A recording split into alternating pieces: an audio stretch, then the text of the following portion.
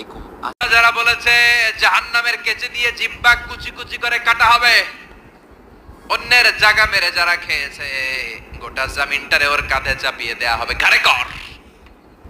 1 বিঘত জমিন অন্যের কাছ থেকে মেরে খাইছে, 7 তবক জমিন তার ঘাড়ে চাপানো হবে। ঘাড়ে কর, কতটুকু খাইতে পারোস খা। দুনিয়ায় যে বিচারগুলো আমরা পাই নাই, ওই বিচারগুলো সেদিন করবে কে? কথা গলার উপর হাত রাখে বলে, যাহা বলিব সত্য বলিব। গুলাতে সাক্ষী দেওয়ার সময় মিথ্যা সাক্ষী আছে না নাই?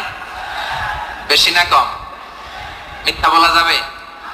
মিথ্যার সাথে আমাদের মুসলিমদের মুমিনদের কোনো সম্পর্ক আছে? তো ওদেরকে এক লাইন জাহান্নামের ছুরি দিয়ে কুচি কুচি করে জিহ্বাটা কাটা হবে। এর কথা ওর কানে, এর কথা ওর কানে, এরকম কথা লাগে। এরকম লোক আছে না নাই? গীবত করে চগল করি আছে না নাই? তাদেরকে আল্লাহ জাহান্নামের তামা দিয়ে নখ বানায় দিবে, আগুন ঝরবে ওটা থেকে।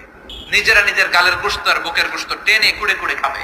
ওদের ব্যথা চিৎকারে পুরো জাহান্নামটা থারথার করে কাঁপবে। সবার সাথে মিথ্যা, তার জীবনটা মিথ্যার উপরে। এই মিথ্যাবাদীদের উপর আল্লাহ বলেছেন যে লানাতুল্লাহি আলাল কাযিবিন, আল্লাহর লানত, আল্লাহর অভিশাপ এবং আল্লাহর গজব নাজিল হয় মিথ্যাবাদীদের উপরে। এজন্য ঈমানদার কখনো কথায় কথায় মিথ্যা বলতে পারে না। সবার ব্যাপারে যেটা বলছি এটা যদি সত্যিই হয়, তার মধ্যে যদি আসলেই এই সমস্যা থাকে, তাইলে আল্লাহর হাবিব বলেন আরে তাইলেই তো গীবত। আর যদি তোমার ভাইয়ের